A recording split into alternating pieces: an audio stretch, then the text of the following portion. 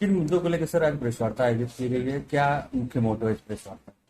जो आज की प्रेस वार्ता है, मुख्य रूप से तो मैं ये क्लियर करने आया था, या ये बहुत स्तर से बीच में अफवाह उड़ने लगी कि जैसे ही भाजपा बहुमत में आएगी तो वो संविधान को बदल देगी या हटा देगी या आरक्षण खत्म कर देगी। तो उसी संबंध में मैं पुनः कहना चाहता हूं कि इस पे मोदी जी ने कई बार बताया कि संविधान बरकरार रहेगा और आरक्षण की तो हटाने की कोई बात ही नहीं है।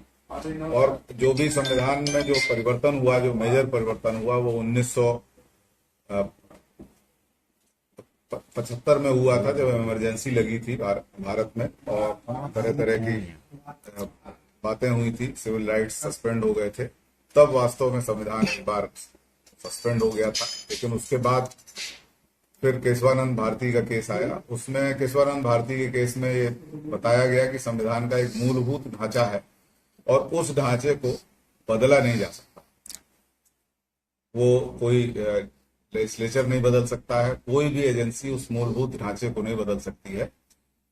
तो उसके बाद अब जो संविधान का जो मूलभूत ढांचा है, जो वह बदला नहीं जा सकता किसी के द्वारा, लेजिस्लेचर के द्वारा या मेजोरिटी से किसी भी प्रकार से वो बदला नहीं जा सकता है।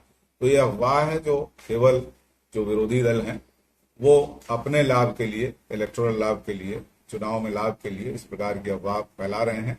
और ये तो संभव ही नहीं है, क्योंकि जो संविधान ने जो हमारा शोषित वर्ग है या पिछड़ा वर्ग है या उस वर्ग के लिए कवच है, और उस कवच से ही जो है, जो आप अभी जो देख रहे हैं, जो परिवर्तन आया, सामाजिक परिवर्तन, उस कवच से आया, आरक्षण से आया है। तो इसको हटाने का तो कोई मतलब ही नहीं, इस कोई बात ही नहीं है। इसको बहुत कई बार हमारे जो सीनियर लीडर्स हैं, माननीय मोदी जी ने कई बार कहा कि ये नहीं हटाया जा सकता और ये किसी भी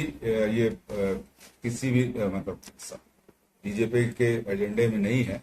तो इस प्रकार की भ्रांति में लोग ना पड़े और ऐसे दल को वोट दें जो उनके हितों को लाभ पहुंचा रही हो, जो सभी सर्व समाज की बात करते हो, क्योंकि भाजपा सर्व समाज की बात करती है, सभी को साथ में ले चलने की बात करती है, विकास की बात करती है और शांति व्यवस्था को बनाना उसकी पहली प्रायोरिटी है। तो ऐसे दल को मेरा आग्रह है कि सभी जो भी मतदाता हैं, जो भी समाज के सभी वर्ग के लोग ऐसे दल को वोट दें, जिससे आपको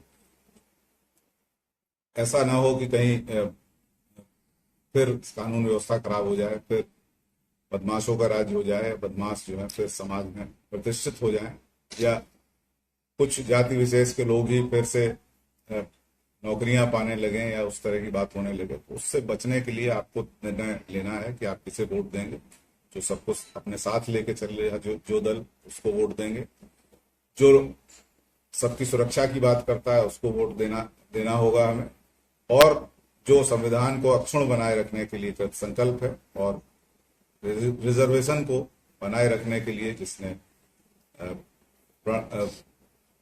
वादा किया है, बार बार वादा किया है और प्रण लिया है, उसको हमें वोट दें।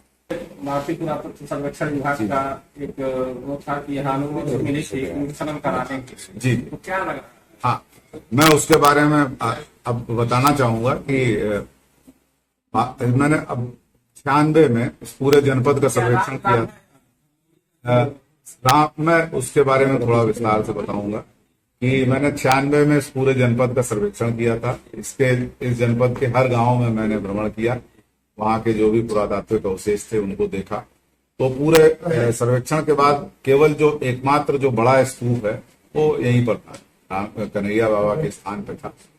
बनरसिया में भी है, वहां भी स्तूप था, मौर्य काल का है, वहां पे स्तूप भी है। लेकिन जो सबसे बड़ा स्तूप है, करीब 30 फीट का स्तूप है, कुछ मिट्टी के नीचे भी दबा होगा, 8-10-15 फीट, तो वो बहुत बड़ा स्तूप है और वो कुषाण काल की ईंटों से बना हुआ है। और इतने बड़े स्ट्रक्चर, और फिर आसपास भी उसमें बिहार के स्ट्रक्चर हैं और करीब 6-7 ताल हैं वहां छोटे छोटे। ऐसा लगता था कि वो धार्मिक स्थान था और सबसे बड़ा स्तूप है। तो जो विवरण आता है बौद्ध साहित्य में, बौद्ध स्थलों का विवरण आता है, उसके हिसाब से इसको रामग्राम होना चाहिए, क्योंकि रामग्राम में ही अशोक ने एक स्तूप बनाया था जो मतलब उसको तो उसमें तो बहुत ऊंचा दिखाया गया है, लेकिन इस पूरे जनपद के सर्वेक्षण से मुझे वही जगह जो है ऐसी दिखाई पड़ी सबसे बड़ा, तो इसीलिए हम लोगों ने उसको दिशा और दूरी के हिसाब से वो रामग्राम है, और देवगा कहीं नौतनवा और सोनौली के आसपास है। ये हम लोगों की खोज से ये पता चला था। अगर इसका उत्खनन होगा तो निश्चित रूप से पता भी चल जाएगा, वेरीफाई भी हो जाएगा कि क्या स्तूप है वहां पे। सील भी मिलेंगी, अभिलेख भी मिलेंगे, उससे पता चल जाएगा। और जब एक बार पता चल जाएगा तो निश्चित रूप से इसका महत्व बढ़ जाएगा और लोग इंटरनेशनल टूरिस्ट यहाँ आने लगेंगे, उससे यहाँ के अर्थव्यवस्था को बहुत फायदा होगा। इसके लिए सांसद जी ने बड़ा अथक प्रयास किया है, उसी समय से कर रहे हैं। अब ये तो तब से ये मुद्दे को उठाते रहे, लेकिन अब ऐसा समय आ गया है जब वहां पे उत्खनन होने जा रहा है और उसको और एक्सपोज किया जाएगा। जैसे आप उस पता चलेगा कि वहां और क्या क्या था, तो क्या बिहार स्तूप क्या था, किस प्रकार का बिहार था, किस प्रकार की आबादी थी, कैसे लोग रहते थे, इसका पता चलेगा। सर, ये तो वही पर्यटन के बाद अब चुनावी माहौल चल रहा है, तो चुनाव को लेकर के क्या कुछ रणनीतियां रहने वाली हैं इस बार? चुनाव को लेकर के इस बार क्या रणनीतियां रहने वाली है?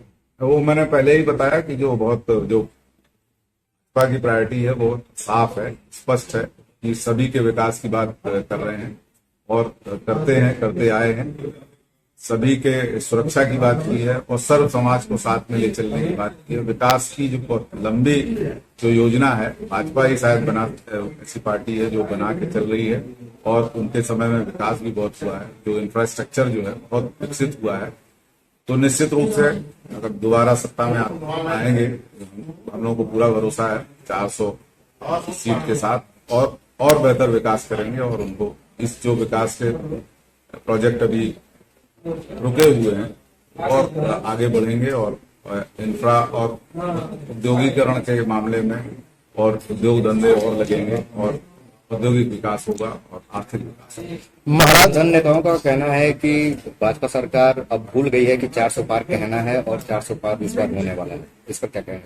देखिए, मुझे तो यही कहना है कि 400 पार निश्चित रूप से होगा और अच्छी भाजपा की अच्छी स्थिति रहेगी, 400 पार होगा और विकास के लिए और बेहतर काम।